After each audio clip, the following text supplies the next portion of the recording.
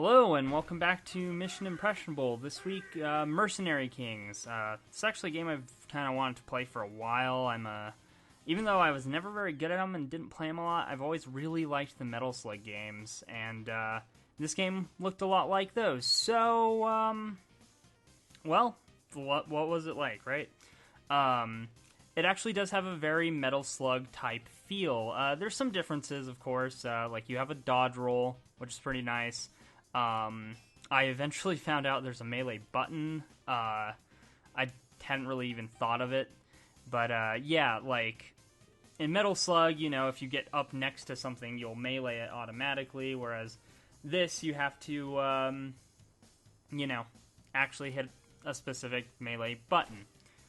So, simple stuff there, you know, just, like, minor differences, still pretty much feels the same. But it does have some things that are pretty unique to it. So, I guess I'll get into those, you know, staying on the gameplay side of things.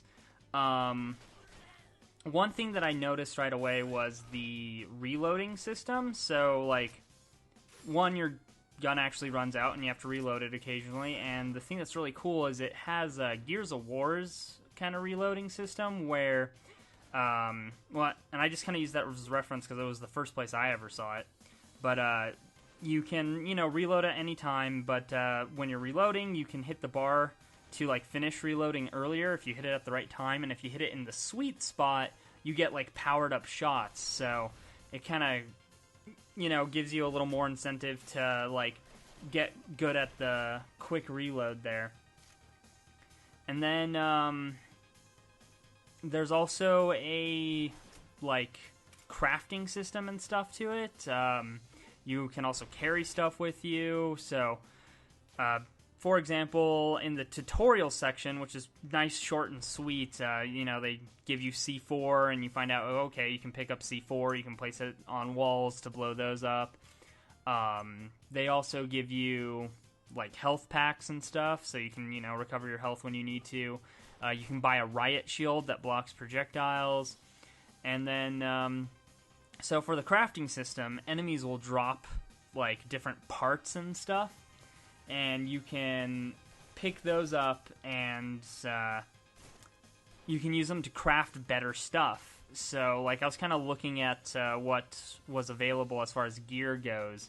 And some of the stuff, like, there was an item that made health items more effective. There was an item that made, like, you have a slow fall, like you had a parachute.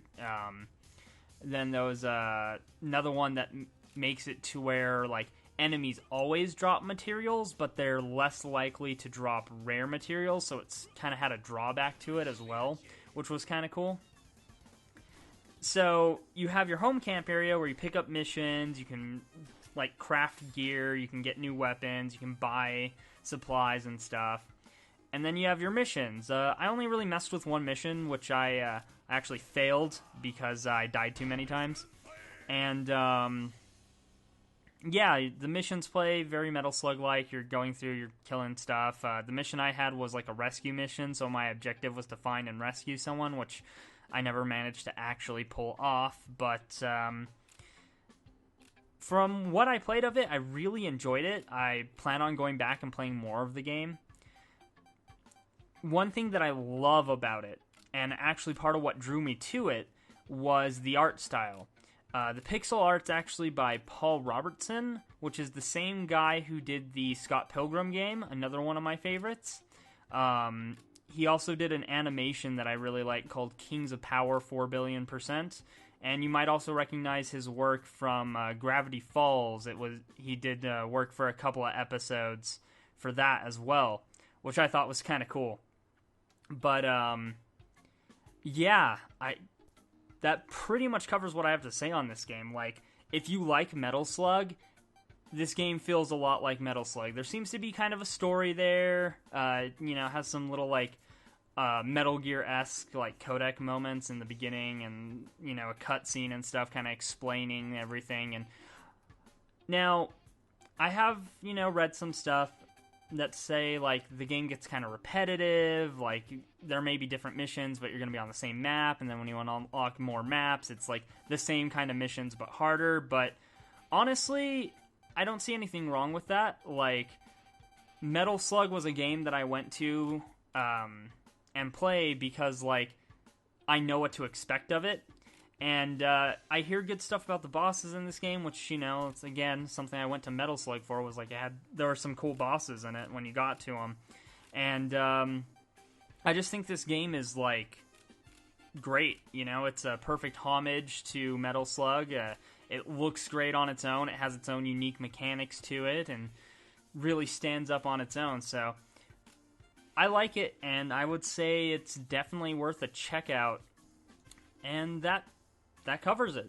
So, only one other thing I really kind of wanted to mention this week. I haven't really been advertising it much, but there actually is a Zanshlou Gaming Steam group, and I'm not sure what really I want to do with it. Part of what I have been doing with it is just, so far all I've used it for is, like, the curator feature to, like, post reviews and, like, you know, link my videos. You have to do, like, 10 reviews before you actually show up, like, on the curator page, so I haven't quite hit that. I think after this, I'll have 8 up, maybe more, but that's where I think I'm sitting right now, at a nice 8, so couple more, and that'll actually be, like, a curator page, but I don't know, I still kind of want to do more with the group, kind of try to use that like I do the Facebook to, like, involve the community and, you know, be like, hey, which of these should I check out, take game recommendations and stuff. So check that out if you can. I'm going to add the link into the description, something I should have done a long time ago. And I guess I'll see you next week. I'm really trying to figure out how I want to do the Indie Box thing, and I might start putting those up soon. Probably going to end up just, like, marathoning through them. So, yeah, look forward to that, I guess. You know, the first few videos are going to be kind of catching up with the backlog. I'm sitting on 4 games right now. 5th one should be soon. So, I'll probably do, like, a whole month that'll just be dedicated to releasing Indie Box videos and getting caught up on all that. So, you know, let me know what you think of this game in the comments. Check out the Steam group page if you can. Check out the Facebook page if you can. I'm going to try to post more there on both pages. I just kind of need to figure out what I want to do with the, you know, channel, really, still. So, hopefully some different content coming soon. I know it's been a lot of the Mission Impressionable. I do want to do more of, like, the Zan Talks, where I just kind of talk about different topics. I just don't have many ideas. I do want to do, like, top whatever videos, but that's going to require a little more work on planning and, like, recording and stuff, so I'm not quite sure I'm ready for that. And then, of course, the Indie Box stuff. So, hopefully that'll all get done soon, and we can start having a little more variety going on with the channel. Have a beautiful day, and I will see you next week.